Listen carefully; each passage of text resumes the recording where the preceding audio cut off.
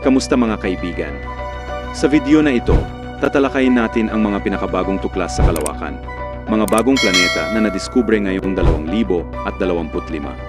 Alamin natin kung may mga posibleng buhay sa malalayong mundo, mga kakaibang planeta, at kung may bagong miyembro ba ang ating solar system. Tara, simulan na natin ang paglalakbay sa universo. Pinakauna sa ating listahan, K2-18b isang exoplanet na matatagpuan 124 light years mula sa Earth sa constellation na Leo.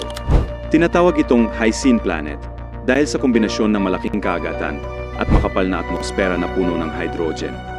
Ang pinaka-exciting dito, nakita ng James Webb Space Telescope ang mga chemical tulad ng dimethyl sulfide, EMS, at dimethyl disulfide, EMES, sa atmosfera nito.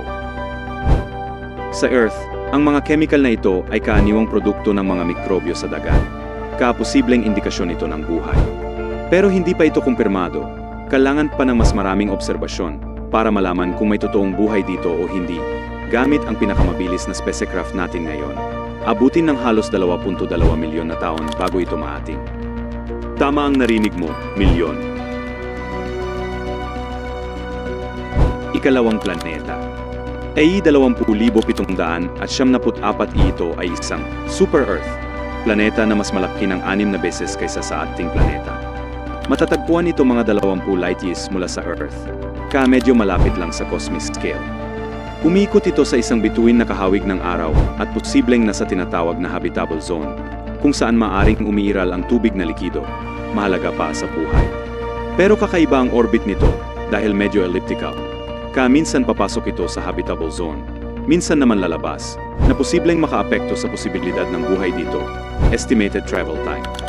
Humigit kumulang 360,000 years, gamit ang Voyager speed.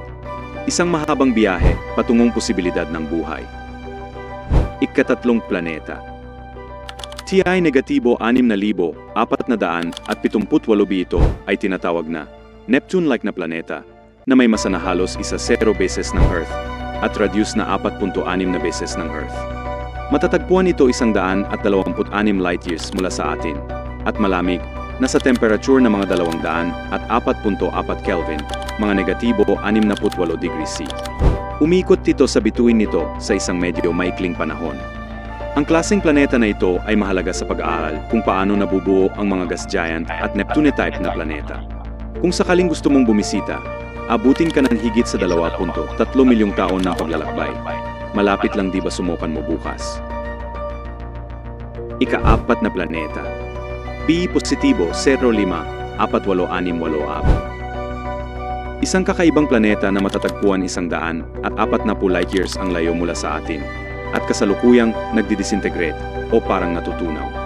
Dahil sobrang lapit nito sa bituin, nag-e-evaporate ang mga material mula sa planeta na nagiging mga comet-like trails na nakapalibot sa orbit nito. Ito ay nagpapakita ng mga extreme na kondisyon sa mga planeta na malapit sa kanilang mga bituin. Isang kakaibang planeta na literal na nagdidisintegrate habang umiikot sa kanyang bituin.